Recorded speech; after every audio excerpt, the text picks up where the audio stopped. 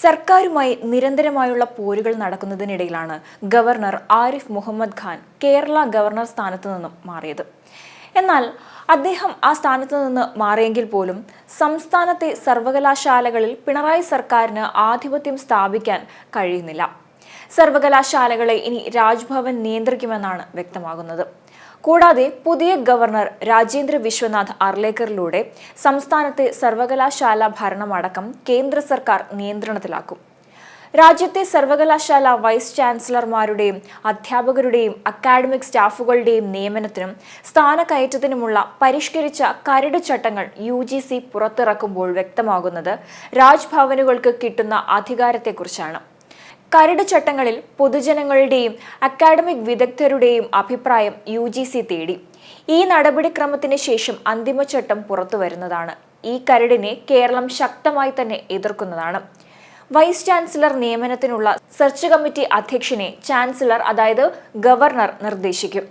രണ്ടാമത്തെ അംഗത്തെ UGC chairman നാമനിർദ്ദേശം ചെയ്യുന്നതാണ്. Syndicate, senate, executive council, board of management എന്നിങ്ങനെയുള്ള സമിതികൾക്ക് മൂന്നാമത്തെ അംഗത്തെ നിർദ്ദേശിക്കാം. അതായത് ഗവർണറും UGCയും ചേർന്ന് വൈസ് ചാൻസലറെ നിശ്ചയിക്കും. ഗവർണറെയും UGCയും നിയന്ത്രിക്കാൻ കേന്ദ്ര സർക്കാരിന് കഴിയും. അതുകൊണ്ടാണ് സർവകലാശാലകളിൽ കേന്ദ്ര സ്വാധീനം കൂടുന്നത്. സർവകലാശാല VC നിയമനങ്ങളെ ചൊല്ലിയുള്ള ഗവർണർ സർക്കാർ പോരുകൾ രൂക്ഷമായ സാഹചര്യത്തിലാണ് പുതിയ കരട് ചട്ടം UGC ഇറക്കിയത്. കേന്ദ്ര സംസ്ഥാന സർവകലാശാലകൾക്ക് പുതിയ ചട്ടം ബാധകമാണ്. ഇതിന് വിരുദ്ധമായി നടത്തുന്ന VC നിയമനം അസാധുവാകുന്നതാണ്. പ്രധാനമന്ത്രി നരേന്ദ്രമോദിയുടെ നിർദ്ദേശപ്രകാരമാണ് സർവകലാശാല നിയമന ചട്ടങ്ങളിൽ മാറ്റം കൊണ്ടുവരുന്നത്. രാജ്യത്തെ സർവകലാശാലകളിലെ VC നിയമന രീതി മാറ്റാൻ UGC പുതിയ മാനദണ്ഡങ്ങൾ കൊണ്ടുവരുന്നുവെന്നതാണ് വസ്തുത. പുതിയ UGC റെഗുലേഷൻ കേന്ദ്ര വിദ്യാഭ്യാസ മന്ത്രി പ്രഖ്യാപിക്കും.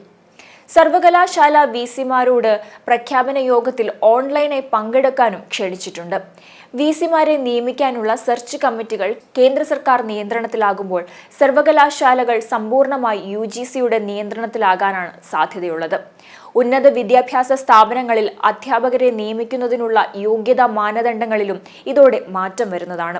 ദേശീയ വിദ്യാഭ്യാസ നയത്തിന്റെ ലക്ഷ്യങ്ങളുമായി ബന്ധിപ്പിക്കാനാണ് UGC പുതിയ കരട് പുറത്തിറക്കുന്നതെന്നാണ് വിശദീകരണം. നിലവിലെ അധ്യാപക പ്രമോഷൻ മാനദണ്ഡങ്ങളിലും പ്രബന്ധ പ്രസിദ്ധീകരണ നിബന്ധനകളിലും മാറ്റമുണ്ടാകുന്നതാണ്. കേരളത്തിൽ ഉയർന്ന വിവാദങ്ങളുടെ പശ്ചാത്തലത്തിലാണ് ഇതെല്ലാം തന്നെ സംഭവിച്ചിരിക്കുന്നത്. ബംഗാളിലും ഗവർണറും മമതാ സർക്കാരും തമ്മിൽ സർവകലാശാലകളുടെ പേരിൽ രൂക്ഷമായ പോരുണ്ടായിരുന്നു. അതുകൊണ്ടാണ് UGCക്ക് കൂടുതൽ അധികാരം നൽകുന്ന തരത്തിലേക്ക് ഭേദഗതികൾ വന്നത്.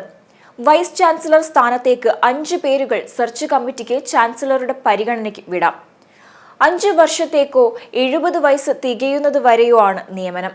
പുനർനിയമനത്തിനും ഈ മാനദണ്ഡങ്ങൾ ബാധകമാണെന്ന് കരട് ചട്ടം പറയുന്നു. കേന്ദ്ര ചട്ടം ലംഘിക്കുന്ന ഉന്നത വിദ്യാഭ്യാസ സ്ഥാപനങ്ങളെ UGCയുടെ പദ്ധതികളിൽ നിന്ന് ഒഴിവാക്കുന്നതാണ്. ബിരുദ, ഓൺലൈൻ, വിദൂര വിദ്യാഭ്യാസ കോഴ്സുകൾ വിലക്കുന്നതാണ്. ഉന്നത വിദ്യാഭ്യാസ സ്ഥാപനങ്ങളുടെ പട്ടികയിൽ നിന്ന് ഒഴിവാക്കുമെന്നും ചട്ടം പറയുന്നുണ്ട്. അതായത് ധനസഹായമൊന്നും കിട്ടില്ല എന്നർത്ഥം. കരാർ അടിസ്ഥാനത്തിലുള്ള അധ്യാപക നിയമനങ്ങൾ പരമാവധി 6 മാസത്തേക്ക് മാത്രമായിരിക്കും. സ്ഥിരം നിയമന മാനദണ്ഡങ്ങൾ ബാധകമാക്കുന്നതാകും കരാർ നിയമനവും. കരാർ അധ്യാപകർക്ക് സ്ഥിരം അധ്യാപകർക്ക് ലഭിക്കുന്ന ശമ്പളവും ആനുകൂല്യങ്ങളും ഉറപ്പാക്കുന്നതാണ്.